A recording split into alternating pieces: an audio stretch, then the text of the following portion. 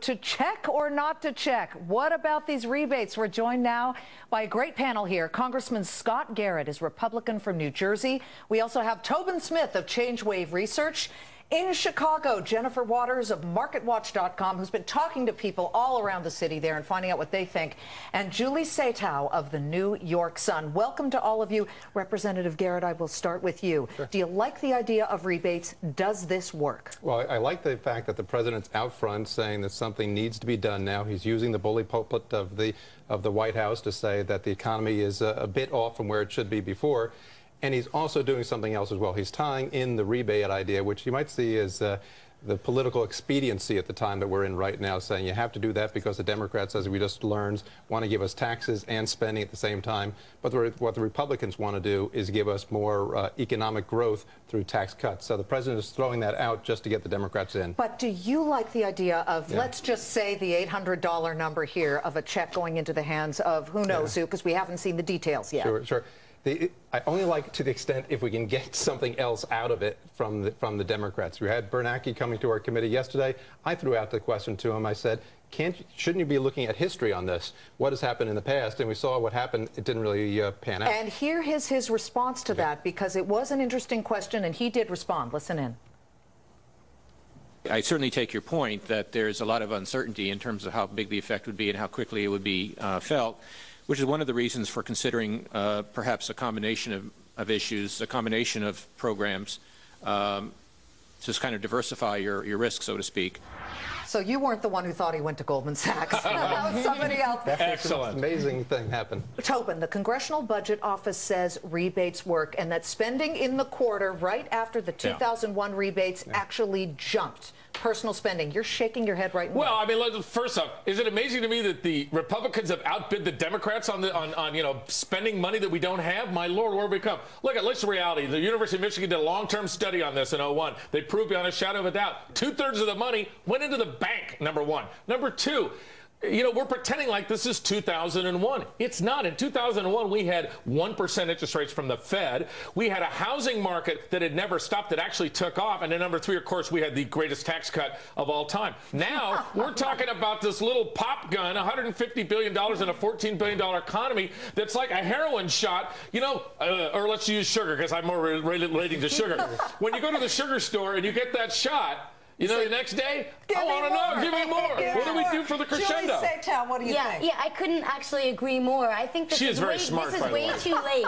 We're way too late in the game. I think usually these stimulus packages, once they actually start taking effect, the economy is already starting to do better. So, exactly. And then you have the inflationary problems. I think inflationary pressures come because the package comes too late after the economy is doing better. Jennifer Waters, you went out and you started asking questions of people. Tell us what you heard. And by the way, I want our people to know on MarketWatch.com, this article that she wrote got a ton of response. Jennifer. Ton. It did. I was amazed at how much response I got from that, as well as all the people I talked to. And I'm telling you, I talked to people who were low income, moderate income, and upper incomes, and asked them all the same question. And what the CBO paper said this week was that the people with lower income tend to go out and spend the money, which is why they were targeting it to low and moderate income people, whereas higher income people tended to save it. Or, it's just like $800 to somebody who makes a ton of money is nothing.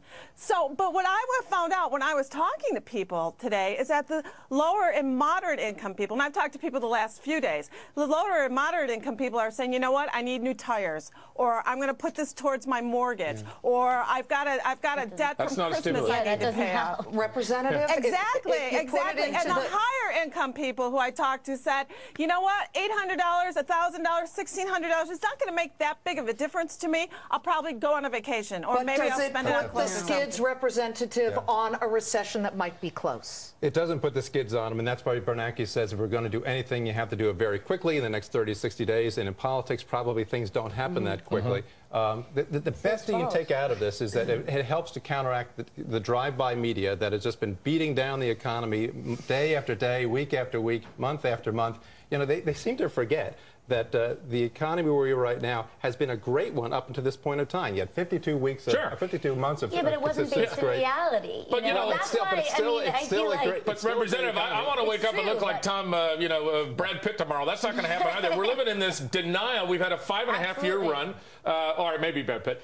We had a 5.5-year run. Our research at ChangeWave has shown that the high-end spenders, the top 20% who account for 80% of discretionary spending, have already pulled back, and they're doing two things. They're saving more because they're seeing their home go down and their stocks go down, and they're spending less. If you multiply that times 4, which is what their impact is on our economy, we are in a recession. It's bad news, but guess what? We'll live through it. And so that's the reason why you need to go beyond this just fluff stuff, which is the rebates right now, and get people off the sidelines. Right. And the way you get people off the sidelines is to give security and confidence to the market. How do you do that? By saying, first of all, saying to Charlie Rangel, forget about your ideas about repealing all the tax cuts. Because the investor will say, he's calling for a bigger tax cut for corporate taxes, though.